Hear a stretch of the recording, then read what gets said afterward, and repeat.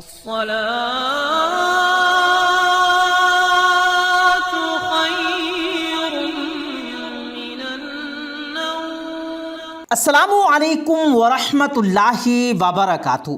پیارے دوستو، ایک شخص کے یہاں ایک ایک کر کے 7 بیٹیوں کی پیدائش ہوئی، لیکن جب 8ویں مرتبہ اس گھر میں اللہ رب العزت نے بیٹا عطا کیا تو اس نے اپنی 7 بیٹیوں کے ساتھ کیا کیا، یہ دل دہلا دینے والا واقعہ اور اندوہناک واقعہ ہم آج کی اس ویڈیو میں آپ کو بتائیں گے، لہٰذا آپ اس ویڈیو کو آخر تک ضرور دیکھیں گا۔ اور اگر آپ نے ابھی تک ہمارے چینل کو سبسکرائب نہیں کیا ہے تو ابھی سبسکرائب کر لیں، ساتھ میں لگے بیل آئیکن پر ضرور کلک کر لیجئے تاکہ مزید اپلوڈ ہونے والی ہماری ویڈیوز کا نوٹیفیکیشن آپ تک بر وقت پہنچتا رہے۔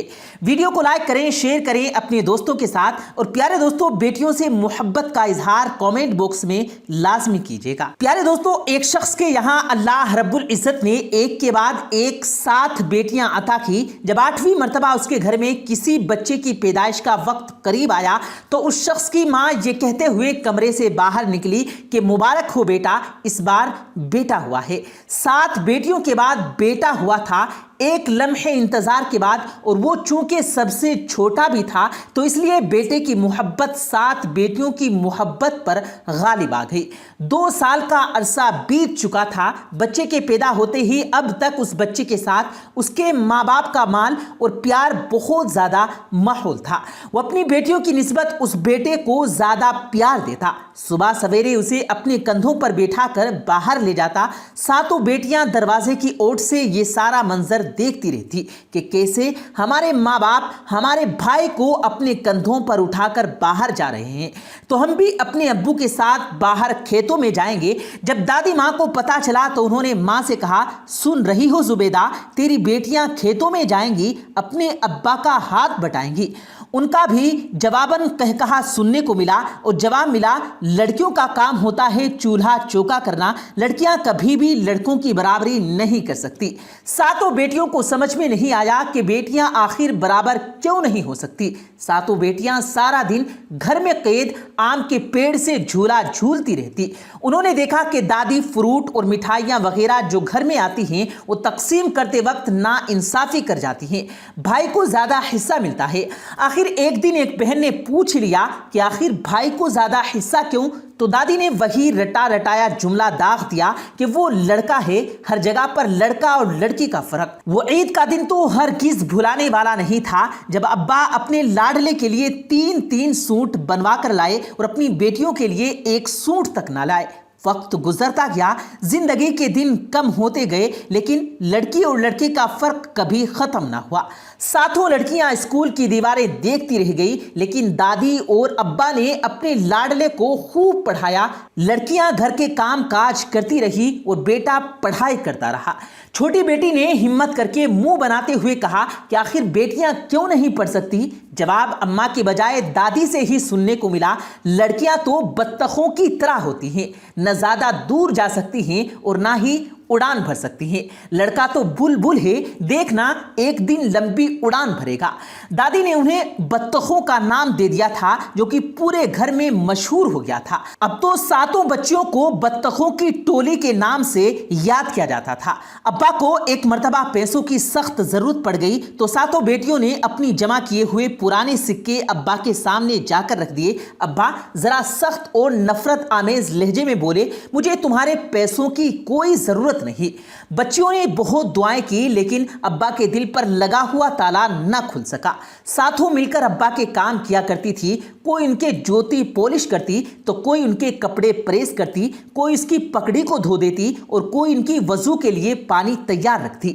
بدلے میں ابا نے کبھی ان کو ایک ہمدردی کی نظر سے بھی نہیں دیکھا تھا۔ وقت گزرتا گیا اور ایک ایک کر کے گھر کا آنگن خالی ہوتا گیا۔ سب بیٹیاں اپنے اپنے گھروں کو جانے لگی۔ ابا نے پہلی اور آخری مرتبہ سب کے سر پر ہاتھ پھیرا اور سب کے سب گھر کا آنگن سونا کر گئی۔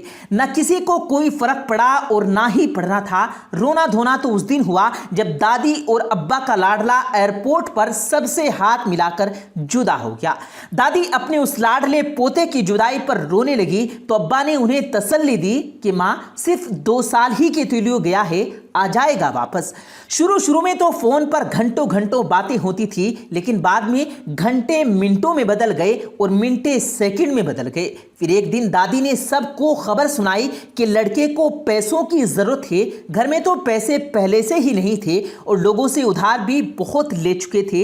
इसी परेशानी में अब्बा बीमार हो गए तो साथों बच्चियां अपने बाप को देखने आई तो अपने बाप का उदास चेहरा न देख सकी। किसी ने बाली उतारी, कोई अपनी अंगूठी देने के लिए तैयार हो गई। अब्बा ने गुस्से से सबको देखा और कहा, मैं कोई भिखारी नहीं हूं, अपने लड़के के लिए पैसों का इंतजाम खुद कर लूंगा। सातों बेटियां उदास चेहरा लिए अपने घरों को वापस लौट गई। अब्बा ने जमीन बेच दी, सब कुछ हाथ से जा रहा था। सिर्फ एक चीज को पाने में, एक रिश्ता बचाने के लिए कई रिश्ते छूट रहे थे। दिन गुजरते गए, दादी दरवाजा देखती रह गई। एक दिन बेटे ने बाप से कहा कि अब्बा, मैंने यहाँ शादी कर ली है। दादी ये खबर सुनते ही सख्ते में आ गई, क्योंकि वो दादी का बहुत लाडला था और इसी सदमे से दादी को हार्ट अटैक हुआ और वो अल्लाह को प्यारी हो गई। दादी के जाने के कुछ दिनों के बाद ही अम्मा भी रुखसत हो गई, यानी अम्मा का भी इंतकाल हो गया। अब्बा अब घर के आखिर में तन्हा रह गए। वक्त ने उन्हें बूढ़ा कर दिया। लाडला बेटा दूर चला गया था। माँ और बीवी भी अल्लाह को प्यारी हो गई तो अब्बा बिल्कुल अकेले हो गए। वीरान और सूना घर, आंखें बंजर, चमन चूंकि उजड़ चुका था। अब तो बरसों गुजर गए। बेटियां आती, 2-4 लम्हों के लिए बाप को हौसला देती और अपने शोहरों के डर से वापस पलट जाती। दिसंबर की सर्दी के शदीद दिन गुजर रहे थे। अब्बा चारपाई पर पड़े सदियों के मरीज मालूम हो रहे थे। उनकी वो पगड़ी जो हमेशा धुली रहती थी, अब बरसों से नहीं धुली थी। वो कपड़े जो हमेशा साफ सुथरे पहनते थे, अब मेले कुचेले कपड़े थे। जिसे जूते पॉलिश मिलते थे, वजू का पानी तैयार मिलता था, अब ये सब कुछ बरसों से नहीं हुआ था। बेटियों के जाने से रुत ही बदल गई। अंधेरे में रोशनी आई। वो साथों बेटियां चली आई। एक ने पगड़ी धोई, दूसरी दवा खिलाने लगी। बाप ने अपनी बेटियों की आंखों में झांका। उन्होंने कभी शिकवा नहीं किया था, न उम्र भर किसी बात को जताया था। फिर भी अब्बा की बूढ़ी आंखों ने सब कुछ पढ़ लिया था। अब्बा, हम तो पराया धन हैं, आपका अपना धन कहाँ है? सातों बेटियां पास बैठी थी। अब्बा ने सबके सर पर हाथ रखा। उनकी आंखों से आंसू बहने लगे। लड़कियां कहने लगी, देखा अब्बा, लड़कियां धोखा नहीं देती, बल्कि लाडले और प्यारे बेटे जो होते हैं वो अक्सर धोखा दे जाते हैं। बुलबुलें उड़ जाती हैं और बत्तख घर हमेशा घर में ही रहती है। ये सुनकर अब्बा फूट फूट कर रोने लगे और अपने किए पर पछताने लगे। अपनी सातों बेटियों से नजरें चुराकर कांपते होंठों से कहने लगे कि मुझे ओल्ड एज होम में डाल दो। बाप की इस हालत में ये दर्द भरी बात सुनकर सातों बेटियां कांप उठी। वो बेटे होते हैं जो बूढ़े बाप को ओल्ड एज होम में छोड़ आते हैं। अगर वालिदैन को रखने का हक बेटियों को दिया जाता तो दुनिया में कोई भी ओल्ड एज होम ना होता।